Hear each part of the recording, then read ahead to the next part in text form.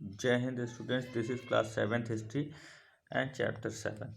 Tribal peoples were among in the region of subcontinent, पूरे subcontinent area India के साथ साथ उसके आसपास के देशों में भी फैला हुआ है ट्राइबल्स का। और कुछ ऐसे भी ट्राइबल्स हैं जो कि बहुत बड़े पावरफुल ट्राइबल एरिया को कंट्रोल करते हैं और उनका एक लार्ज टेरिटरी भी धीरे धीरे बन गया। मतलब वो ट्राइब से रूलर बनते बनते किंग भी बन गए हैं। पंजाब खोखर ट्राइब के बारे में बताया जा रहा है। ये 13th सेंचुरी से 14th सेंचुरी के बीच में पंजाब एरिया की बहुत बड़ी ट्राइब थी।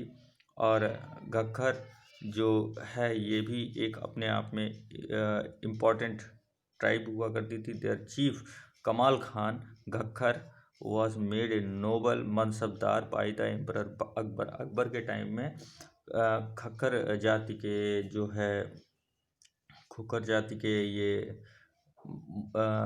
मनसबदार भी बना दिए गए थे कमाल खान। और इसी तरह से ट्राइबल चीफ्स में जो है ये बताया जा रहा है कि उनको बहुत बड़े बड़े पोस्ट भी दिए गए हैं। मुल्तान और सिंध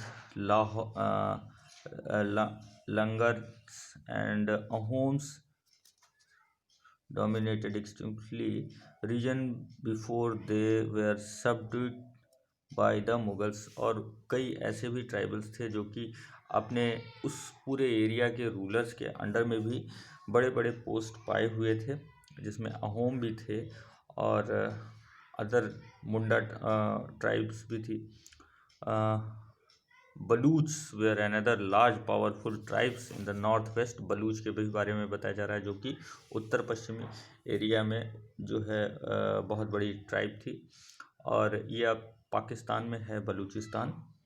दे were divided into many clans, जो कि अपने आप में बहुत सारे कुल में डिवाइडेड थे। वेस्टर्न हिमालय में भी जो है गंडीस रहते थे।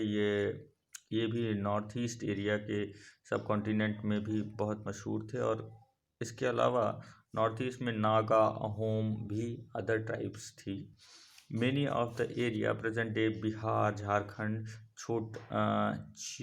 Chiro chiefdom has emerged by the 12th century. 12वीं सेंचुरी में झारखंड और बिहार एरिया में चीरो जाति जो है ट्राइब्स चीरो ये अपने आप में बड़ी मशहूर हुई थी। राजा मान सिंह और अकबर ने इसको जो है चीरो जाति के ऊपर अटैक भी किया था 1591 में।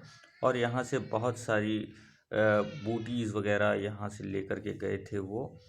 और औरंगजेब ने और उसकी मुग़ल फोर्स ने भी चीरो फॉरेस्टियंस के ऊपर अटैक किया था और इसे अपने अंडर में मिला लिया था। Mundas Santhals were among the other important tribes live in the region of the Odisha and Bengal. तो बंगाल में मुंडा और संथाल जातियाँ भी रहती थी बंगाल उड़ीसा के एरिया में। यहाँ पे Maharashtra highland and the Karnataka where the home of Kolis. यहाँ खोल जाति रहा करती थी। और Kolis after living many area of the Gujarat में भी इसका काफ़ी एरिया था। तो यहाँ पर कई ऐसी जातियाँ थी जो अलग अलग एरिया में भी रहती थी। भील एक बहुत बड़ी जाति हुआ करती थी जो वेस्टर्न और सेंट्रल इंडिया में पाई जाती थी 16th सेंचुरी में। उसमें से बहुत से भील जाति से लोग जो है एग्रीकल्चर में सेटल्ड हो गए थे और आगे चल कर के जमींदार भी बन गए थे। भील क्लैन इन्होंने हंटिंग वगैरह भी कुछ भीलों ने छोड़ दी थी और कुछ ने नहीं छोड़ी थी। Gond were found in a great number of the association present day state in Chhattisgarh. Gond जाति छत्तीसगढ़ में भी आज भी पाई जाती है, मध्य प्रदेश और महाराष्ट्र आंध्र प्रदेश में। तो how nomadic and mobilize people live. अब ये लोग किस तरह से रहा करते थे। Nomadic pastoralists moved along distance with their animal.